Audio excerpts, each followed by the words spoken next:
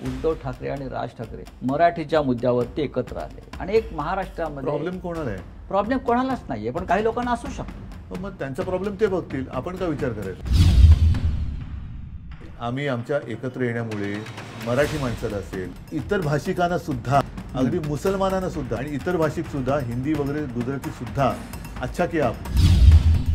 महाराष्ट्राविरुद्ध इतर राज्य असा संघर्ष पेटलाय. नाही पेटला, कारण पेटवण्याचा प्रयत्न भाजप करते, पण हा. तो पेटत नाहीये. हा. ह्याचं कारण आमची जी भूमिका ही स्पष्ट आहे.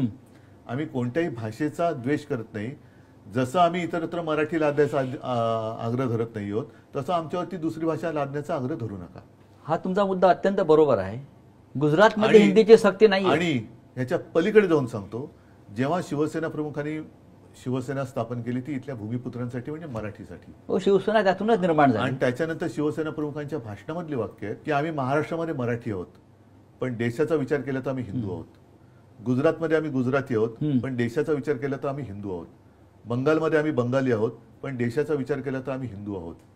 तसंच सर्वत्र आम्ही त्या त्या भाषेचा, त्या त्या प्रांताचा मान तिथे राखतोच. ती प्रादेशिक अस्मिता, तिचा मान, अभिमान असलाच पाहिजे. पण जेव्हा संपूर्ण देशाचा विचार करतो तेव्हा आम्ही हिंदू म्हणून एकत्र आहोत, देशप्रेमी म्हणून एकत्र आहोत. हिंदी सक्तीविरुद्ध आपण म्हणजे शिवसेना आणि मनसे म्हणजे उद्धव ठाकरे आणि राज ठाकरे असा एकत्रित मोर्चा 5 जुलैला काढण्याचं जाहीर झालं.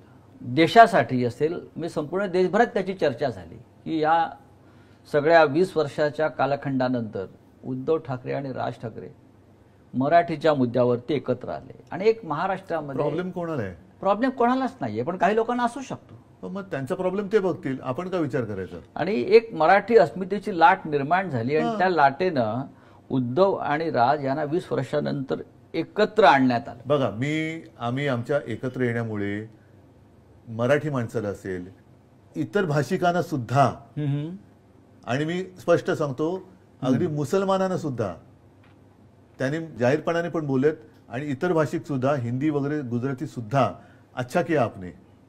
तो जो त्यांना झालेला मी आनंद बघतो. कोणाचा पोटशूळ उठला असेल तर तो पोटशूळ त्याच्याकडे मी दुर्लक्ष करतो. यात पोटशूळ उठावा असं काय आहे? पण उठलाय. पण मला नाही माहित, ज्यांचं उठलं त्यांना विचारा. आणि मी आनंदाकडे बघतोय, पॉझिटिव्ह बाजू बघतोय. सरकारला माघार घ्यावी लागली आपण एकत्र आल्यामुळे. हो, नक्कीच. आणि त्यानंतर त्या मोर्चाचं रूपांतर एका विराट अशा विजय मेळाव्यात झालं. हा विजय मेळावा फक्त वरळीत झाला नाही तर संपूर्ण महाराष्ट्रात झाला. या रोमांचक संपूर्ण देशभरात झाला. आणि म्हणून मी म्हणतो ना की तुम्ही जो मगाशी सांगितलं की याच्यामुळे महाराष्ट्र किंवा मराठी विरुद्ध इतर राज्य असं अजिबात नाही झालेलं. इतर भाषिकांनी सुद्धा आम्हाला जे काही मोजके असतील त्यांनी जे काही मेसेज पाठवले किंवा निरोप पाठवले त्याच्यामध्ये त्यांनाही आनंद झाला. बहुत अच्छा किया आपने. मग ह्याच्यात मुंबईतले अमराठी पण आहेत, त्यांनी सुद्धा सांगितलं की नाही, असं लढलंच पाहिजे. त्या मंचावरती राज ठाकरे असं म्हणाले की बाळासाहेबांचे जे स्वप्न होते ते साकार होईल.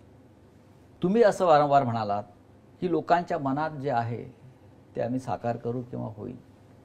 याचा अर्थ महाराष्ट्रानं काय घ्यायचा?